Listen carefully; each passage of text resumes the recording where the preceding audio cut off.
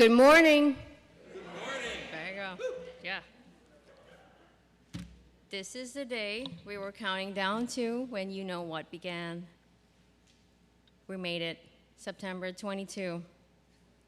It's good to see you here. Welcome everyone at home. There's a lot going on in September, and it only gets better from here. Happy to see you. My name is Yasara Antar, and I am president of the Board of Trustees of Mainline Unitarian Church. I am joined today by, love you too, Nini. I am joined today by the worship team of our intern, Carolyn Bright, Dr. Emma Mellon, our worship associate, Dr. Vincent Craig, our music director, and our interim minister, the Reverend Dr. Messner. We are UU's diverse in faith, ethnicity, history, and spirituality, but aligned in our desire to make a difference for love, justice, and peace. No matter who you love, your background, your socioeconomic status, what you look like, or where you are on your spiritual path, you are welcome here. Anyone joining us today for the first time?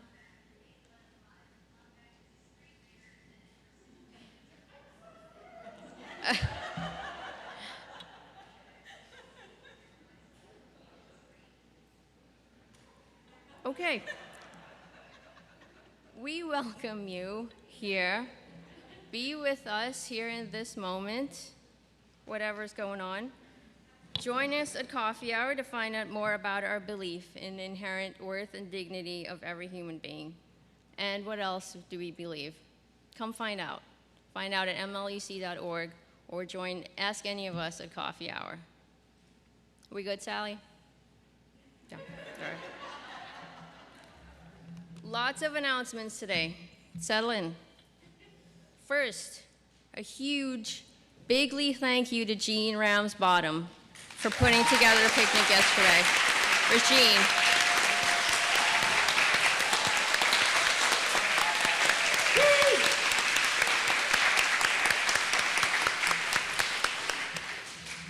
Thank you, Jean. It was a huge success, except for the pony incident, which we will not speak of. Don't ask. Yes, sir. Will you tell people what was a huge success in case somebody wasn't at the thing? All of it. Everything. The entire picnic was a huge success. The turnout, the weather. What was it? What was it? It was 99 and humid. The veggie burgers were actually good. It was everyone. Thank you, everyone, for making it a success. And the picnic elves, all the helpers, and everyone who came. The Afghan family showed up. It was huge, bigly success. Thank you, Jean, and everyone else. Second, stop by the reproductive justice table after the service and find out what's happening in Pennsylvania. Reproductive rights are being dismantled in other states. Find out how to protect PA's rights. Third, if you have an interest in policy updates made by the board last year, let me know and we'll put together an informational session for you in October, hosted by Jess Michael. Fourth, the tag team would like you to know that the member photo walk pictures are up in the fireside room. These are pictures taken by you. Check it out after the service. Fifth, do you ever wish you could come to church on a Saturday and learn things? Yeah. You can on the 17th from 9 till noon. Join me, I'll be here, of course, for the Beyond Categorical Thinking workshop right here in the main meeting room. It's a 3-hour workshop sponsored by the Ministerial Search Committee, led by Barbara Colton, who told me not to say that. Hi, Barbara. It will feature Reverend Keith Cron. He's the director of Unitarian Universalist Association's Transition Office. This guy knows his stuff. I can vouch for him. If a church is in transition, he knows everything about it. It'll be worth it. The workshop encourages inclusive thinking and helps prevent unfair discrimination in the search process. If you're like me and you're wondering why we won't save money by hiring a female minister, come to the workshop. I think we could. And there'll be food. Coffee at 8:30, a light lunch at noon. Sign up at mluc.org or in the atrium after the service. Last but not least, the survey is available. I filled out 5 already. It's easy. Don't fill out 5, but you need to participate. If you want to stay in your next minister, this is your opportunity. And the search committee has gone to a lot of great lengths to make sure you have it in every available format. There are QR codes, there's online options, there's a paper copy that you can fill out in the atrium after the service. This is important, folks. Not only because you got to say you have a voice in our search, but can I tell him this part, Barbara? I'm going to tell him. The UA office is looking at participation rate, so do it. It's important. Now have a minister's minute. Thank you so much. So I have a few things I want to cover in no particular order of importance. The first one is that next week, I just love those who show up to church on Labor Day weekend. That is like oomph, thank you. And that goes for you who are dialing in from the shore or were a ship at sea, I understand. So next week is our official in-gathering for the year. We do in-gathering and water communion. So bring a little symbolic water if you want, or if you've happened to take on water that you've not yet dumped from your summer travels. You can bring a bit of water. We'll be engaging in a ritual that talks a bit more about where our spirit has been and how, as water, we've undergone transformations and changes. So you'll have a chance to bring a little water and share a little story about where you've been on your journey. Literal, travel log, or more metaphysical for those of us who, made it to the backyard and back. That's okay too. So make a plan for that, please. I have a note for kids today. We have some COVID outage. So today we're not doing full programs for children and youth. We're doing childcare. Is scaled up and available for any age that would like to go to be ably watched. But I also invite young folks just to stay in service because it's just so good. It's just so fun up here, and if you haven't hung out, you might not have seen that. So parents, young people, you have a choice to make between now and the end of the time for all ages. I want to say a big thanks to everyone. In addition to the picnic heroism, holy moly, I want to say a big thanks. We have a new big TV. And I was saying, people are skeptical. They see a big box and say, what do we need a big TV for? Well, oh my gosh. And then you walk through and you're like, wait, that's a picture of me. That's my child. Why is the TV so small? I'm really thrilled by it. And thanks to Rich and Ron and all the guys for making this possible. And Rich scrambled somehow in 24 hours to give a sense of the kind of things that can be on there, information about what's going on in church, who we are, but also like a rolling photo album. And so I don't know what address we're going to tell you to send it to, but start thinking about that as you capture pictures in the flow of church life. Today we have some Dave Hucker, some really nice professional pictures, but the snaps of church life, we can send them in to our communications address, and you'll just see them churning there. And I'm just thinking how amazing that is after 10 years that we have that entire history of the church. And as we talk about folks, including those who are gone, passed on, we could pull up 20 pictures and have it be a kind of new sort of record of the church. So enjoy that and start picking out some photos that we should put up there, including historical ones. We'll build the archive. And then finally, I am delighted that Caroline Bright, our very bright and wonderful intern, will be preaching today. I asked her what would be most helpful and supportive, and she didn't say anything in particular, so I thought it'd be helpful if you would grade her. And so you can either do it as she's speaking, or at the end. I encourage you, I check this out with her, like a number of fingers, if you like it a little bit. If you really like it, I want to see hands in the air, right? Okay, wait, she has to do a good job. You take all the pressure off. I mean, she might not even preach to you, but I feel so blessed by Carolyn's presence in our church this year and the spark that she brings. And so thank you for that. And with that, let us turn to our mission. Silence your devices and join me in affirming our mission. Together, we transform lives through love, service, and our welcoming faith.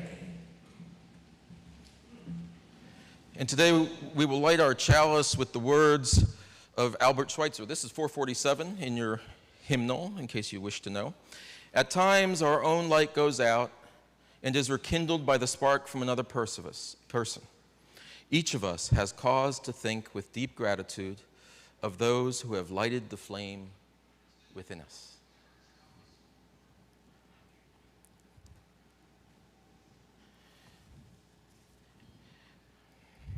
And now, if you would rise in body, oh no, I'm so sorry. No, not my job today. Forgive me. I think it's Vincent. I think we have Vincent. I messed up. Yeah, Vincent. And now Dr. Craig.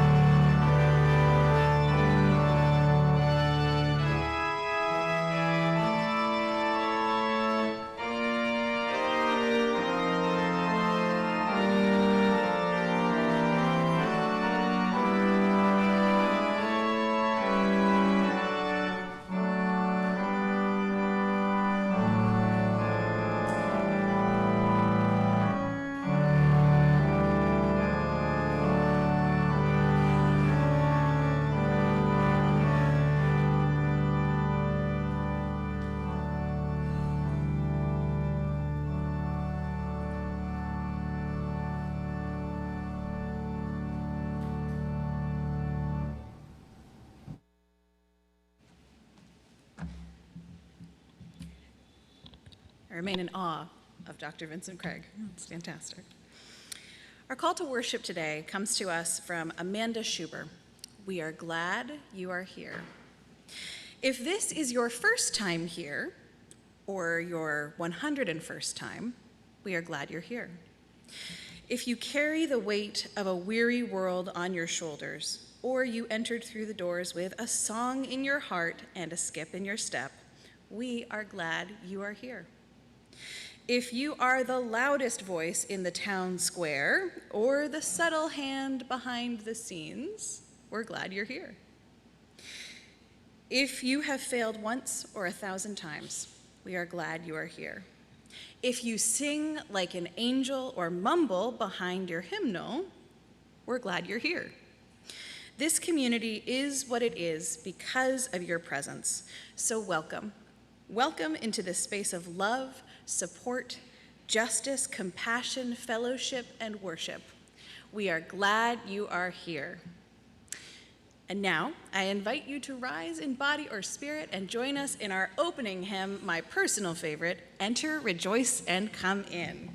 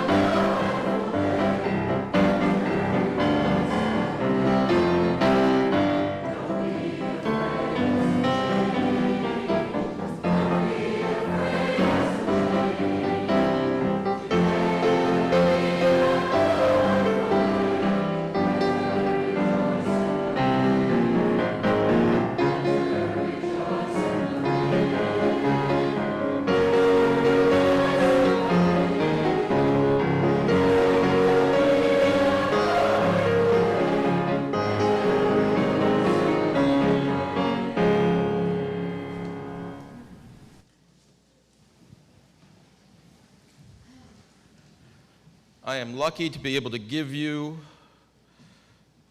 the little time for all ages today. I don't often get to have this slot, so I brought to you a little story, what I called a little parable of a swimming hole. And I guess I mean it to prime the pump, to wield another metaphor for our annual water communion next week. It was a hot summer day, and the young boy was walking down a familiar path to his favorite swimming hole. It was an old and deep lake in the foothills of much more serious mountains. It was a place where the water was still deliciously cold, flowing from within the earth to make a 95-degree day feel almost bearable. He made that trip every one of the 100 days of summer and over every one of the summers of the dozen years of his life that he could remember. When he approached that little lake, he could see there on that day, strangely, an older woman looking rather worriedly and curiously at his swimming spot. He was puzzled because she wasn't really geared up to go in the water, wearing a dress and rather nice shoes, probably too nice even to walk the trail that got her there. She didn't look ready at all to go swimming. He wasn't ready at all to have some aged bystander staring at him while he swam. But he went up to her anyway, and he said good morning in the way he practiced with his good manners and all, and he began taking off his shoes.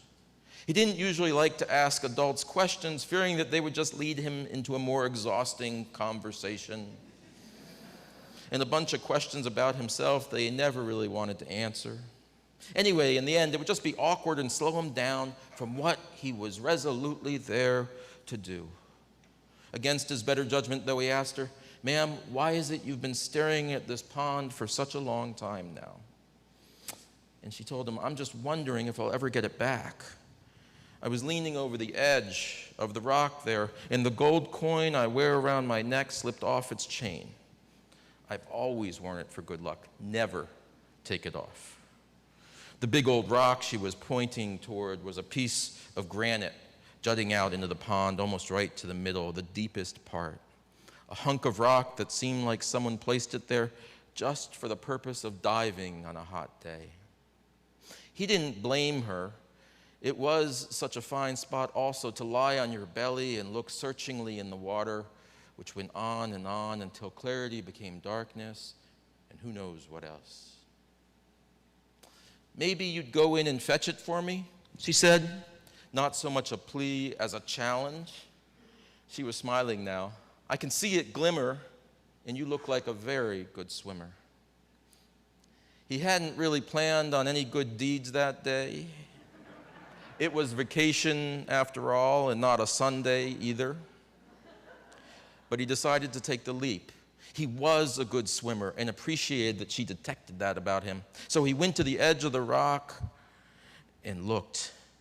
Beautiful water disappearing into darkness as always. He doubted this glimmer she was talking about. It was plain that there was nothing but blackness at the bottom, but he would try.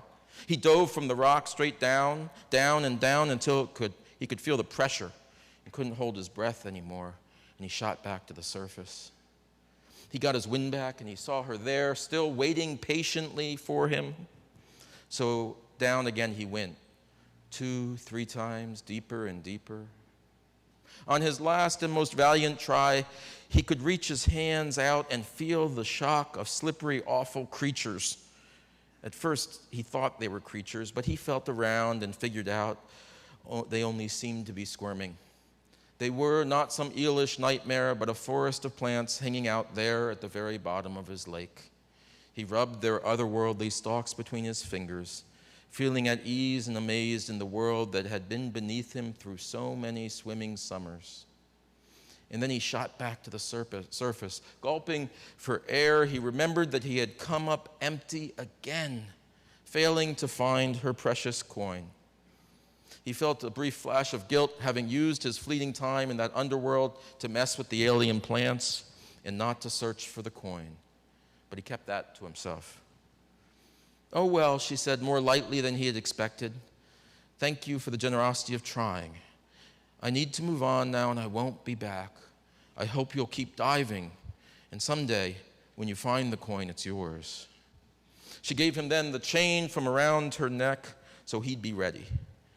And oh, make sure you hold on to anything you find in the search, too. And she was gone. And so, my friends, I leave you with that story. I leave you with the charge to continue diving, to continue searching, and be ready for what you find, whether it's expected or not. Thank you. Now, the children, we will send those who are going and wish to go to childcare, and we will embrace those who wish to stay in the rest of the service.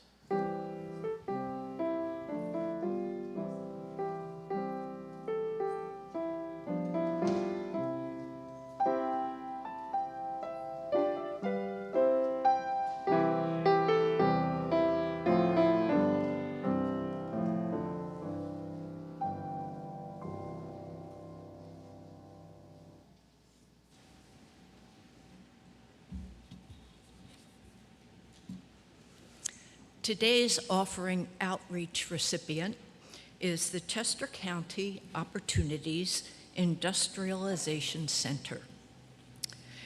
Specifically, the English as a Second Language program of the center. Our contributions will support classes in English for beginners through advanced students. Reading, writing, speaking, and comprehension are developed in the context of real-life situations.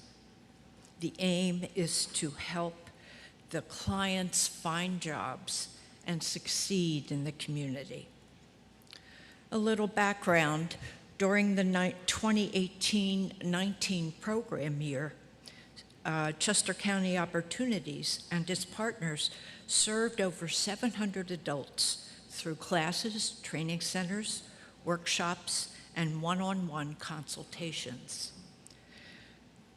Chester County Opportunities is affiliated with the internationally known Opportunities Industrialization Centers of America, started by the Reverend Dr. Leon Sullivan in 1964 in Philadelphia. For over 6 decades, OICA has offered a broad range of support services to economically disadvantaged children and adults. Thank you.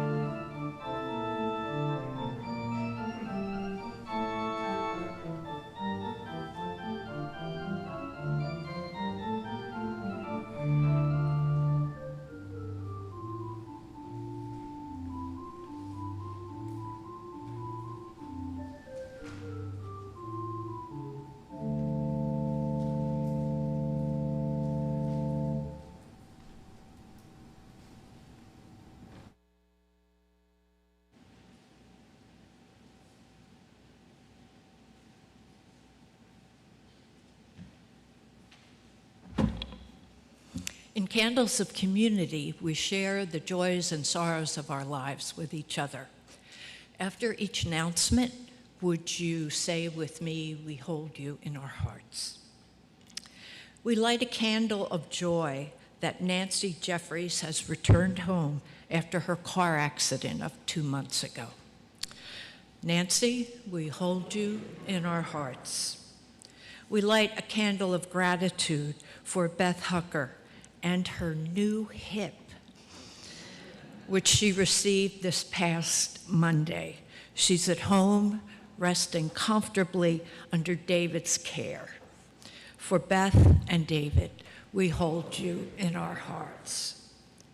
Nini Ingersoll shares her joy that this August, she and her family celebrated their daughter Frances's marriage to Joe Sokovich and the marriage of their son Henry to Lauren Mabey. Nini asks that you please lift them up with your blessings for a wonderful life.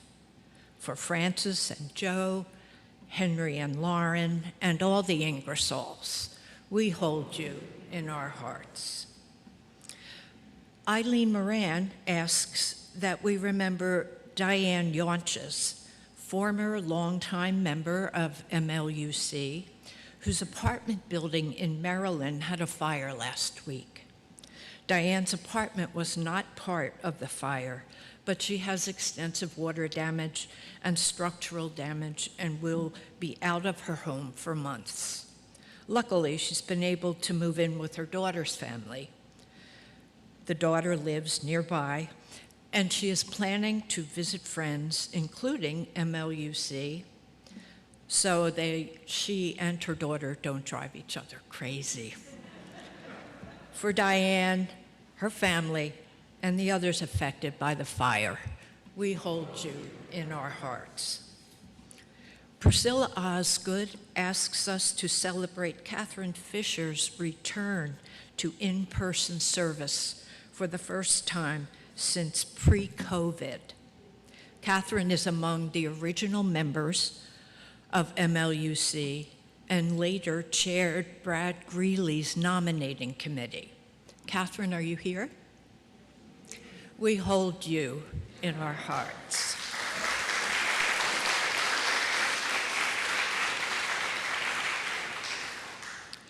Liz Bligand and her family ask us to light a candle of gratitude for the outpouring of concern and support from the whole community when Liz found her husband unconscious last Friday. He had passed out, hit his head on a marble table, threw up, and would have suffocated if Liz had not found him.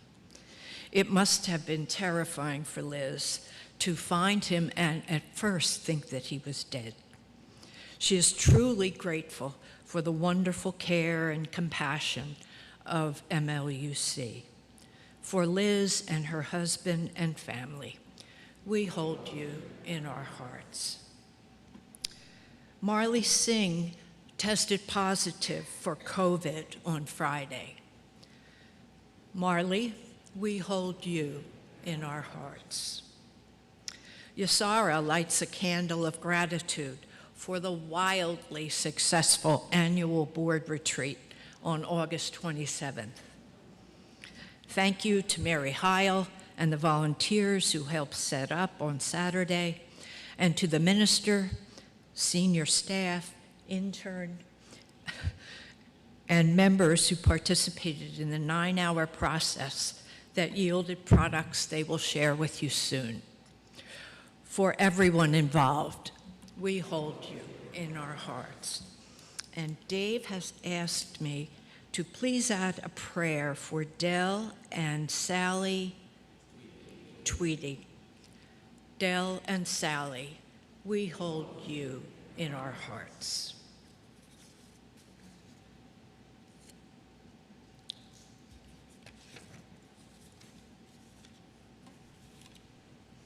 Okay. Oh, sorry.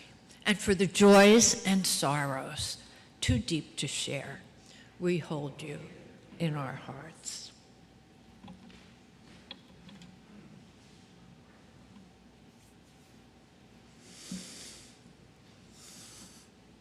Our theme for this month is belonging. And when I think of belonging, I think of Walt Whitman, that mystic and poet. He celebrates in his writing belonging, connection, interrelationships among humans and between humans and the rest of nature, and even within our own private diversities. He introduces himself in Leaves of Grass as Walt Whitman, an American, one of the roughs, and a cosmos. I'm going to read 4 short passages from Leaves of Grass about belonging, about connection. And you can let the words settle in you where they may. I celebrate myself, and what I assume, you shall assume. For every atom that belongs to me belongs as good to you. I am the mate and companion of people, all just as immortal and fathomless as myself. Through me, many long, dumb voices of the interminable generation of slaves, voices of prostitutes and deformed persons, and voices of the threads that connect the stars, and of wombs, and of the father stuff, and of the rights of them the others are down upon. Voices of the trivial, flat, and foolish, and despised. Of fog in the air, and beetles rolling balls of dung. In all people I see myself, none more, and not one a barleycorn less. And the good or bad I say of myself, I say of them.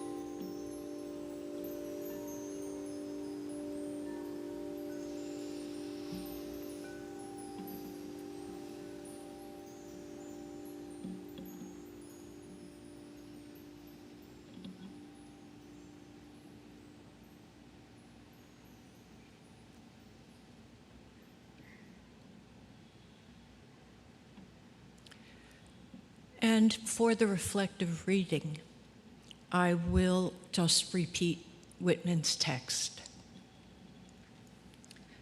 I celebrate myself, and what I assume you shall assume, for every atom that belongs to you, as good belongs to me. I am the mate and companion of people, all just as immortal and fathomless as myself. Through me, many long, dumb voices, voices of the interminable generations of slaves, voices of prostitutes and deformed persons, and of the thread that connects the stars, and of wombs, and of the father stuff. Voices of the rights of them the others are down upon. Voices of the trivial and flat and foolish and despised.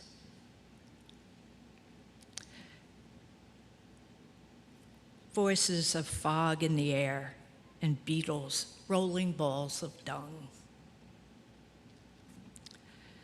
In all people I see myself, none more and not one a barleycorn less. And the good or bad I say of myself, I say of them. Thank you.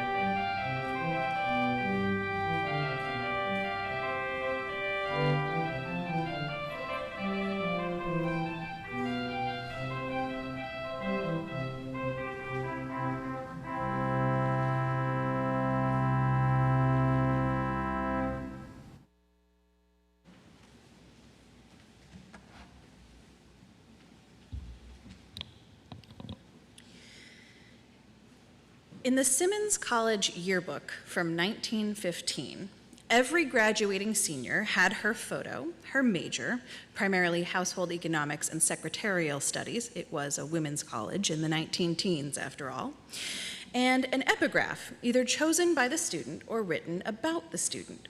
Heather Gile is described as deft with her needle, clever with her pen, surpassing all in cooking. That's our Helen. Dorothy Gore gets a keen mind of an executive bent, conscientious, reliant, and independent, a twinkling eye of kindly blue. This is a girl whose mettle rings true. Meanwhile, Pearl Grant. Pearl is gentle, sweet, and modest in regard to her own attainments, but beneath her mildness, one strikes a solid rock if one tries to alter her convictions. Pearl is the one that I am descended from. My mother's mother's mother, my great-grandmother. I firmly believe that if we want to understand something, a person, a place, a phenomenon, we need to understand history. In learning what came before, we can better understand how and why we're here and now. In order to introduce myself to you wonderful people, it will be helpful if you know who and where and what I come from. And that, of course, starts with the women who made me.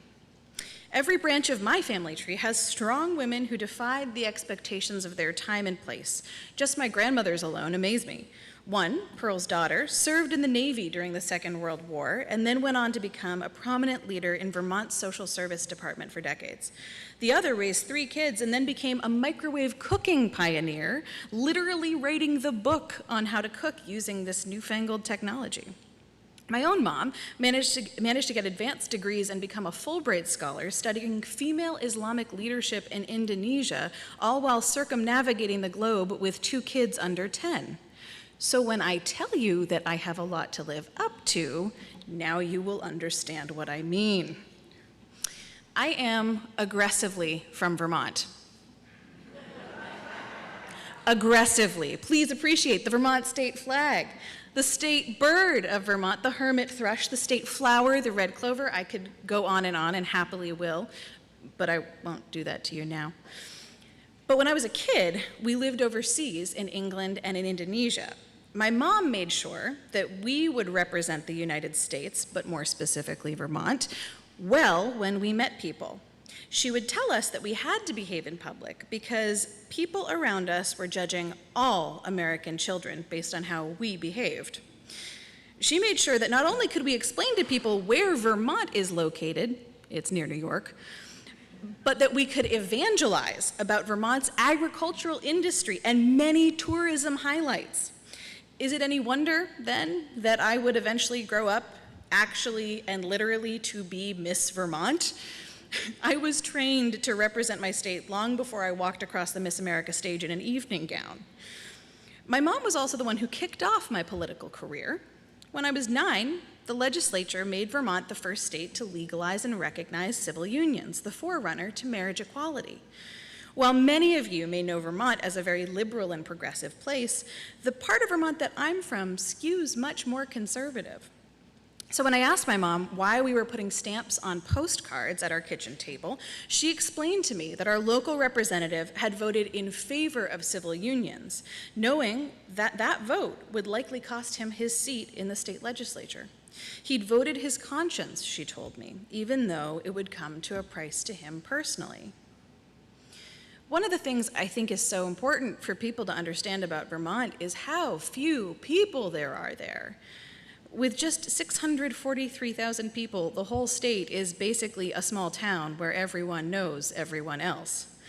My neighborhood in Philly has about 50,000 people. My county in Vermont has about 30,000. Because it's a small place, things are able to happen there that wouldn't happen easily in other places. Some good, some bad, some neutral. For example, I was actually able to run for the Vermont State Senate and come within 1% of the vote of winning at 22. That's pretty unusual in most places, but in Vermont, you can throw a stone and hit a legislator who's, pretty young. So how on earth did I get from running for office in Vermont to standing in this pulpit today? Well, the answer's simple. Airplanes. When I was 24, I went to work as a political field organizer during the 2014 campaign cycle. When I realized I was starting to get burned out on politics, I took the next logical step. I applied to be a flight attendant. When I got the job, I had no idea that my chances of actually landing the role were around 1%. I figured I'd have some fun flying all over the place, pouring Diet Coke. How hard could it be? Yikes, was I wrong. One of the first things that I had to do was to recognize how my own internalized misogyny had affected how I saw the job of flight attendants. Because when I got to training, it was not at all what I had expected. I didn't pour one Coke the whole time. I did, however, learn firefighting techniques, hand-to-hand combat, and how to evacuate an airplane in less than 30 seconds. I jumped down 30-foot slides and learned how to deal with certain threats on planes using specific techniques that I cannot discuss in public. In short, I had a blast. The company sent me to Philadelphia as my brand new base, and when crew scheduling called me for my very first trip, they sent me to Dublin. Talk about a career taking off. Okay, so that's how you got to Philly. I can hear you thinking, but how did you get from flying to ministry? I'll spare you any jokes about 30,000 feet being closer to God, and I'll share a simple version of the story of my call to ministry. One night a few years ago, I landed at the Philadelphia International Airport after a work trip. I'd been riding as a passenger rather than working the flight, so I collected my bags, I deplaned, and headed to my car in the employee parking lot. As my phone connected to my car's Bluetooth, I thought, what the heck, let's do it. And instead of selecting a specific playlist, as I usually do, I opted to shuffle through my phone's entire music library. That's right, I was wild. I mean, there are over 5,000 songs in there. As I drove to the bar where I was meeting my friends for pub quiz, I bopped along to oldies, show tunes, pop hits, and alternative music. Then out of nowhere, the next song that came on shuffle was Here I Am, Lord, one of my favorite modern hymns. Part of my lived experience of the divine has centered around leaning into responsibilities that I felt led to. So the lyrics from that song, Here I am, Lord, is it I, Lord? I have heard you calling in the night. I will go, Lord, if you lead me. I will hold your people in my heart. Those words have always spoken to me for as long as I can remember. The next song that came on was the Smash Mouth cover of the Monkees' I'm a Believer. Then next up, again on shuffle out of 5,000 songs, Be Thou My Vision. Those three songs in combination gave me pause, so I glanced up briefly, I was driving, and thought, okay, I'm listening, like you've got my attention here. And then out of nowhere, I heard, but not heard, the words military chaplaincy. My immediate next thought was, what the heck? Except I didn't think heck. I used a different word. But I was pulling into the parking lot, so I tabled that experience, and I went in to play pub quiz.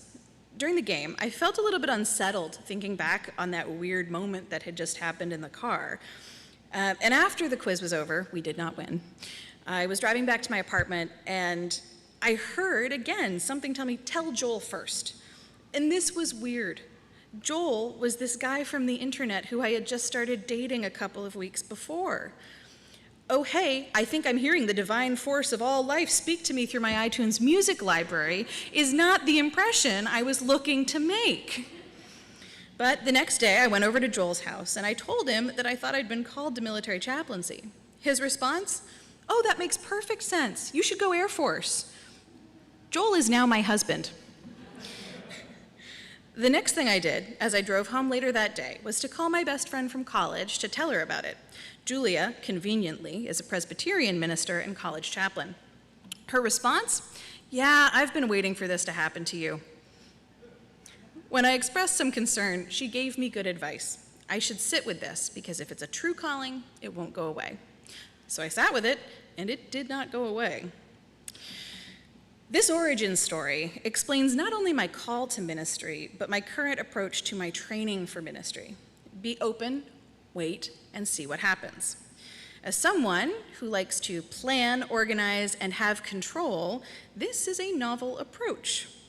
I'm taking this process towards ordination step by step with the faith that things will gradually become clear because I'm on the path I'm supposed to be on.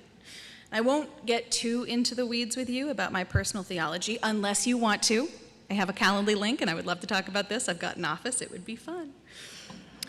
But in the simplest terms, I identify as a panentheist, which is the belief that the divine intersects with every part of the universe and also extends beyond space and time.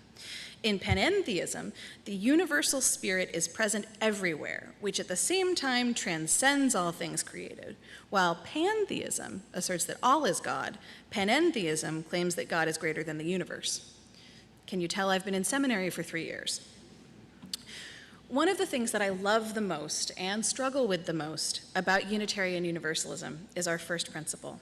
I believe deep in my bones that all human beings have inherent worth and dignity, but also, yikes, do I find some people annoying or detestable. They say or do things that I find horrific, baffling, or downright immoral, but I still have to believe that they're as valuable, beloved, and deserving of dignity as the people who I agree with. That's tough. Another thing that I love about Unitarian Universalism is the value we place on the fourth principle, the free and responsible search for meaning, and how that intersects with the sources of wisdom that we lift up.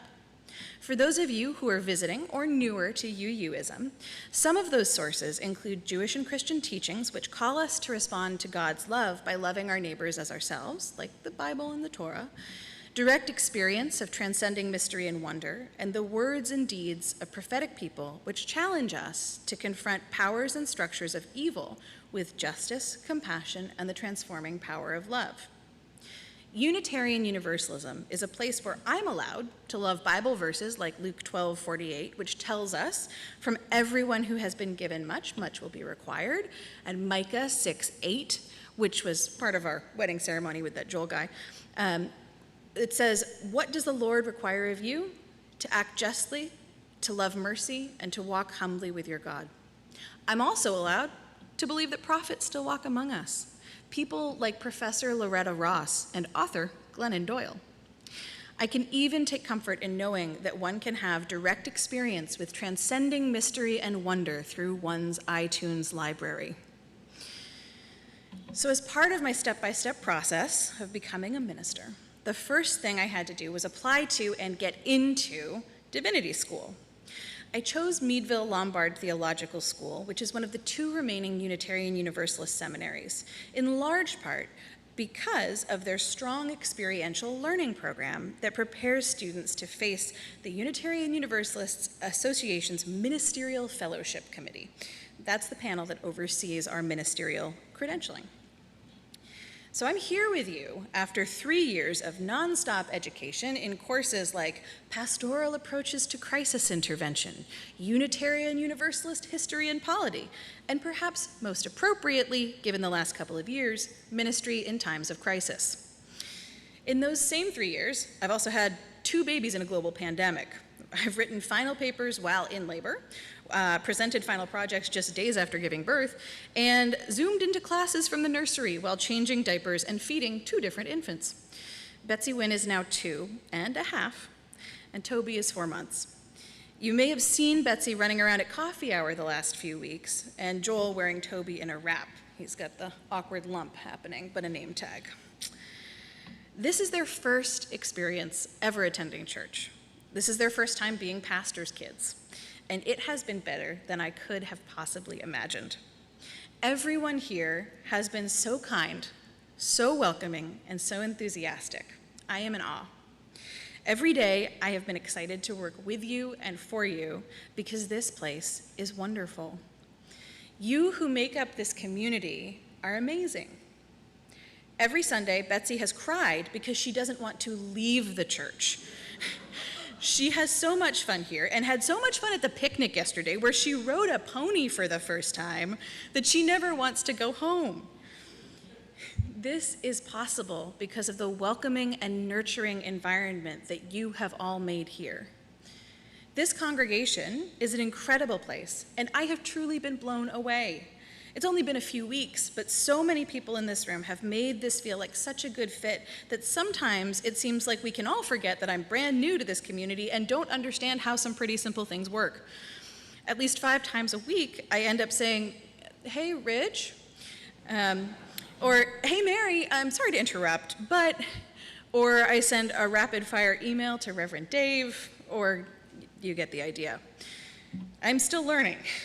This community is absolutely packed with smart people who want to do cool things and good work.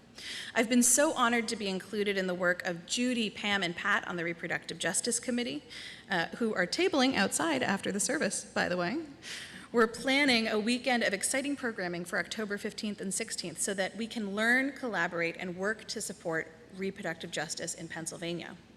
Nuala kindly introduced me to Adila and her family, who have been a joy to get to know. Yasara has made me feel welcomed and included at board functions and more broadly, even earning my first church nickname. You can ask her. And these are just a handful of the examples of the welcome that I have felt that has made me feel a true sense of belonging. I have been humbled that this is the place I get to learn to be a minister and that you are the people I get to learn from. In the musical The King and I, Anna sings to her students, getting to know you, getting to know all about you, getting to like you, getting to hope you like me, getting to know you, putting it my way, but nicely, you are precisely my cup of tea. Getting to know you, getting to feel free and easy. When I am with you, getting to know what to say. Haven't you noticed, suddenly I'm bright and breezy because of all the beautiful and new things I'm learning about you day by day. But in this case, instead of one teacher and many students, there are many teachers and one student minister. There's a reason that we call an internship site a teaching congregation, because you are all of the teachers that I am here to learn from. And at the risk of sounding trite, I feel truly blessed to be here and be part of this congregational year. Thank you to Reverend Dave and to all of you for giving me this opportunity. So far, you are precisely my cup of tea. I'd like to close this today with the words of my friend and colleague, Andrea Hawkins-Kemper. Blessed are we who gather with open hearts together in this space today. Blessed are we, the chalice lighters of resistance, justice, love, and faith. Blessed are we, the heretics, the outcasts, the walkers of our own way. Blessed are we, the border crossers, the refugees, the immigrants, the poor, the wanderers who are not lost. Blessed are we, the transgressors, the trespassers, the passers-by, the cause takers, the defiant, the compliant. Blessed are we, the hand extenders, the sign makers, the protesters, the protectors. Blessed are we, the trans women, the trans men, the non-binary, the cisgender, the multigender, the no gender. Blessed are we, the friend, the stranger, the lonely, the hidden, the visible, the authentic. Blessed are we who rise in solidarity. Blessed are we who cannot. Blessed are we who do not. Blessed are we, for this is our beloved community, and this is who we are.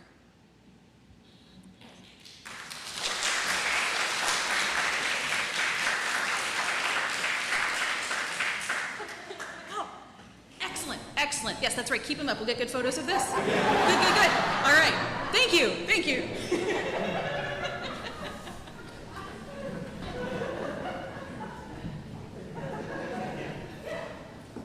And now, I invite you to rise in body or spirit for my second favorite hymn, Be Thou My Vision. Words are on the screen or in your hymnal, it's number 20.